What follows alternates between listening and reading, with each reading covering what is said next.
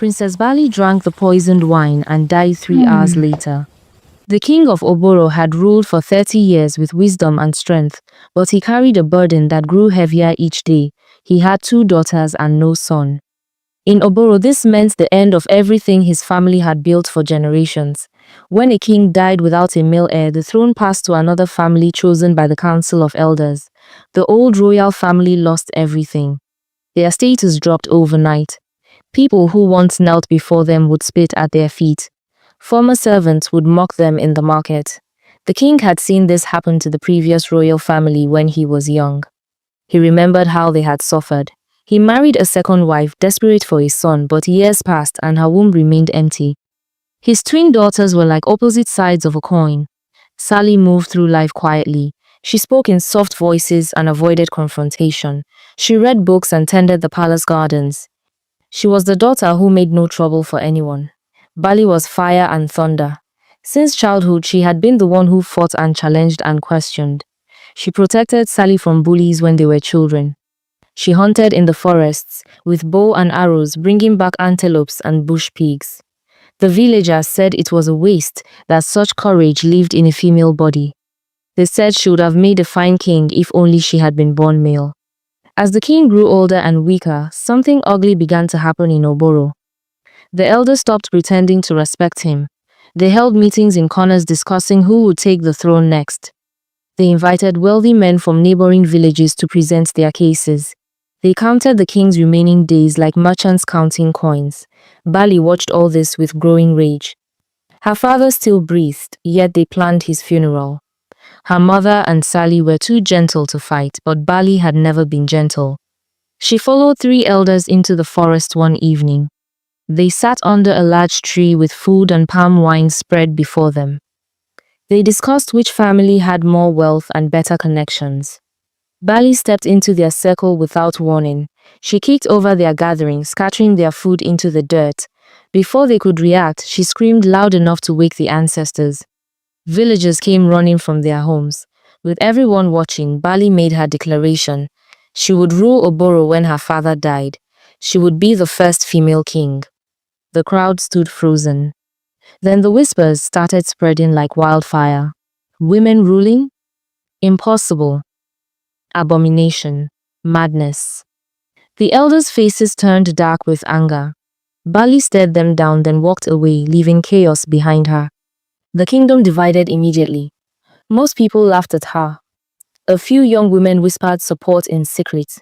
They asked dangerous questions. Why did marriage make a woman royal, but not the other way round?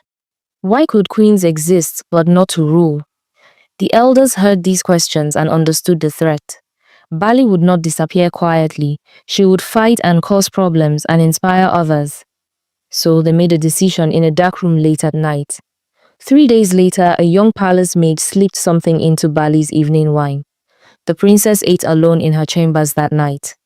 Within an hour, her body began to fail. By morning, she was gone. The king wept until he had no tears left.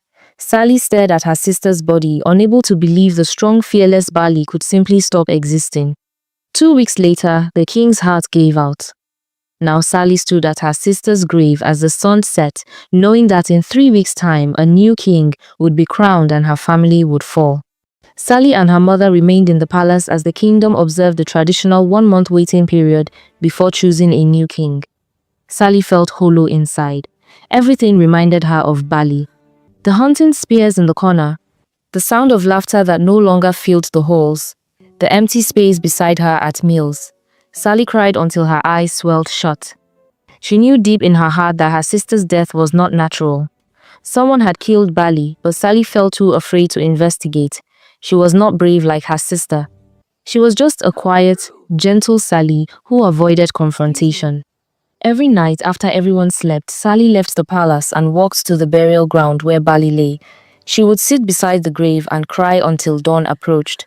She talked to the grave as if her sister could hear her. She told Bali how much she missed her energy and her fearlessness.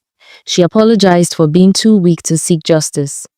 On the 7th night, something changed. As Sally wept beside the grave, she felt a cold wind blow across her face. She looked up and saw a figure standing in the moonlight. It was Bali.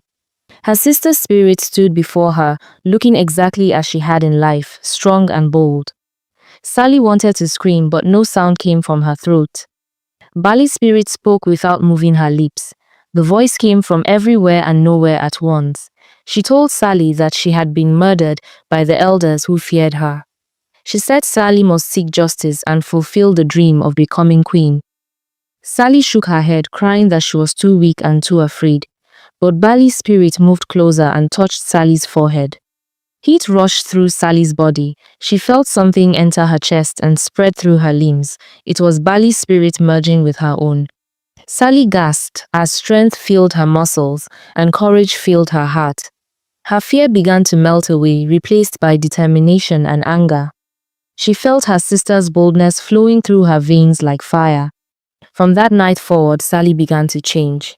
She walked with her head higher. Her voice grew stronger.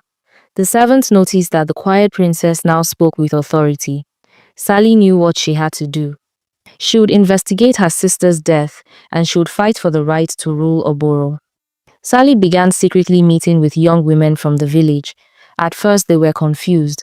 Why would gentle Sally want to discuss ruling and justice? But when Sally spoke, they heard something different in her voice. Some of them remembered Bali's declaration and felt inspired. Others remained doubtful, saying women had no business in leadership. The older women were the worst. They laughed at Sally and called her a foolish girl chasing impossible dreams. But Sally did not give up. The spirit inside her pushed her forward. She organized more meetings and slowly built a group of supporters. With her new spiritual power, she could convince people in ways she never could before. When she spoke, flames seemed to dance in her eyes.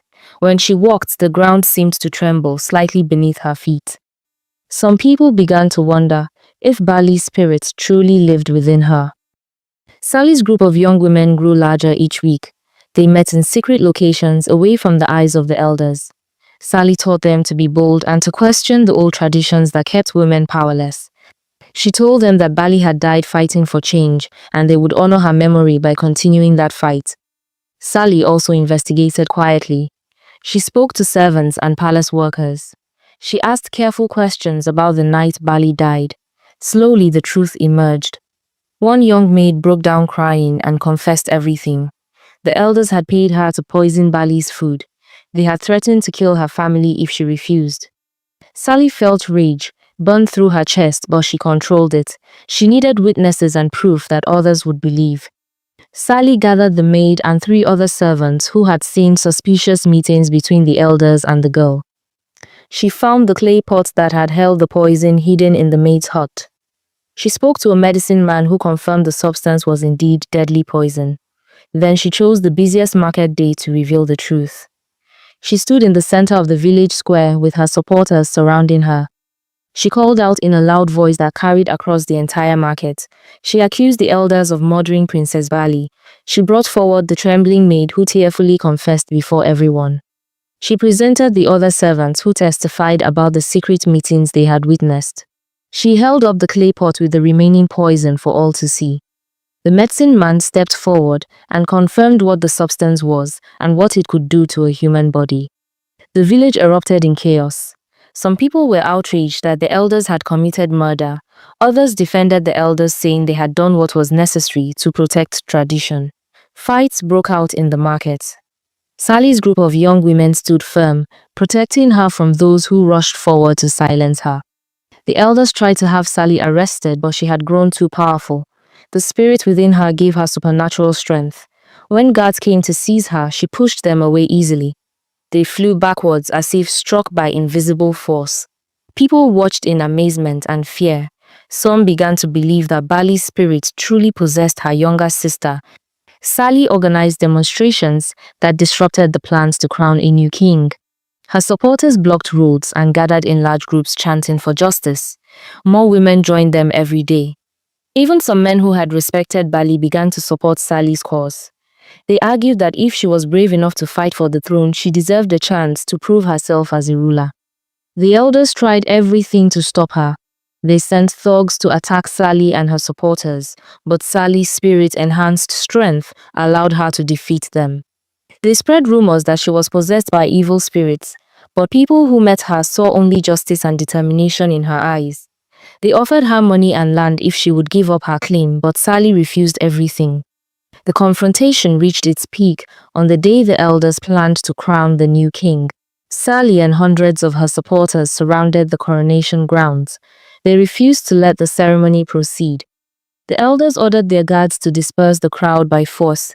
Violence erupted, but Sally's group fought back fiercely.